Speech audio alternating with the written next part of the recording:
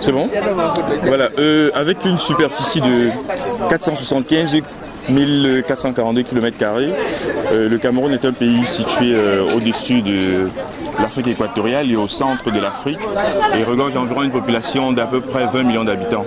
Et on a pratiquement 200 ethnies et une diversité culturelle inouïe avec beaucoup de sites classés patrimoine mondial de l'UNESCO. Je pense ici aux chutes de la Lobé, je pense ici également au lac d'eau et plusieurs d'autres sites comme ça qui ont été reconnus comme classés sur le patrimoine mondial de l'UNESCO. Donc le Cameroun, comme vous pouvez le constater, on a pratiquement 200 ethnies, ce qui fait de lui un pays en Afrique en miniature, comme on a l'habitude de le dire. Et vraiment c'est une chance, c'est une grâce pour nous parce que c'est un pays qui a une stabilité, je dirais, politique et culturelle. Et le fait qu'on occupe la deuxième ou la troisième place sur le plan culturel mondial fait de nous quand même une destination touristique assez très flatteur pour les investisseurs. Et voilà, aujourd'hui nous sommes fiers de présenter le Cameroun, nous sommes fiers de présenter ses cultures et quelques mets que nous avons pu concocter avec nos frères d'autres pays, à l'instar du Mali et ainsi de suite.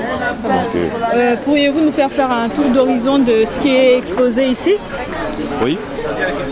Là vous avez des objets d'art qui sont en majorité issus de la tribu Fumban au Cameroun et également de l'ouest du Cameroun.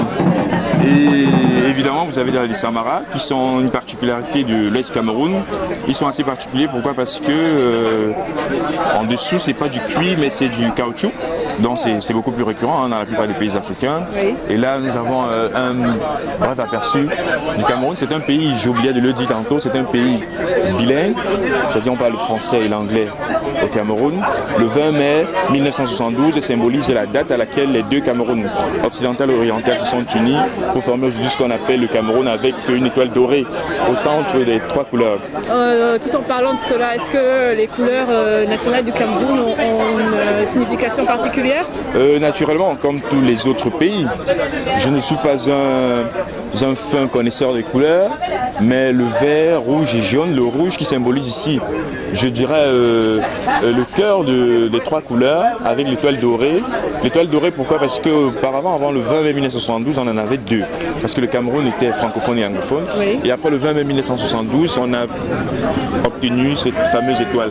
Mais en ce qui concerne les couleurs, je préfère laisser le soin à mes collègues qui sont mieux placés que moi pour répondre. Ça marche. Et est-ce que vous avez exposé par exemple des vêtements? Oui, on a derrière là un staff où il y a des filles qui présentent des vêtements. Oui. Des vêtements originaires de diverses régions. Diverses régions du Cameroun, notamment l'ouest, le nord. Vous voyez, je suis vêtu là en habit traditionnel. Ah, bien. Oui, donc merci. Et j'ai mon collègue également qui est vêtu en Afrique du Sud. Donc voilà, donc c'est vraiment l'Afrique en miniature. On a pratiquement, je dirais, tous les climats. Le climat prépondérant là-bas étant évidemment le climat tropical tempéré, oui. Mais on a presque tous les climats. Voilà. Merci beaucoup. C'est moi qui vous remercie.